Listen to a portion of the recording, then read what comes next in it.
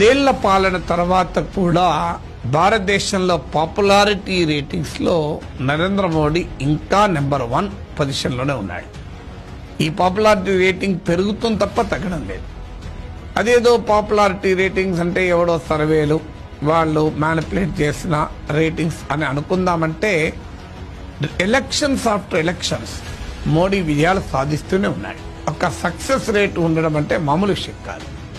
10 ఏళ్ల పాటు ప్రధానమంత్రి, అంతకుముందు సుదీర్ఘకాలం గుజరాత్ ముఖ్యమంత్రి, మళ్ళీ ఏ ప్రధానమంత్రికి ఈవెన్ నెహ్రూ రికార్డును కూడా ఈక్వల్ చేయబోతున్నాడు.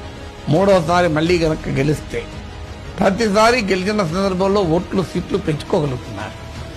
దేశంలో నేషనల్ ఎలక్షన్ స్టడీస్ ప్రకారం బీజేపీకి ఓటు వేస్తున్న ప్రతి ముగ్గురులో ఒకరు మోడీ చూసి ఓటేస్తున్నారు. అంటే తనకంటూ ఒక బలమైన ఎలక్టోరల్ కాన్స్టిట్యున్సీని పొందగలిగాడు నరేంద్ర మోడీ. సో ఇంత పవర్ఫుల్ గా ఉండటానికి మోడీకున్న ప్రత్యేకత ఏంటి? సో మోడీకున్న ప్రతిపోని ఇందిరాగాంధీకున్న కుటుంబ నేపథ్యం లేదు. ఇందిరాగాంధీ కంటే జవహర్లాల్ నెహ్రూ కూతురుగా, తొలి భారత ప్రధానిగా కూతురుగా ఆమెకున్న గుర్తింపు ఆమెకు అఫ్కోర్స్. అయితే నెహ్రూ కూతురుగానే ఆమెకి గుర్తింపు రాలేదు.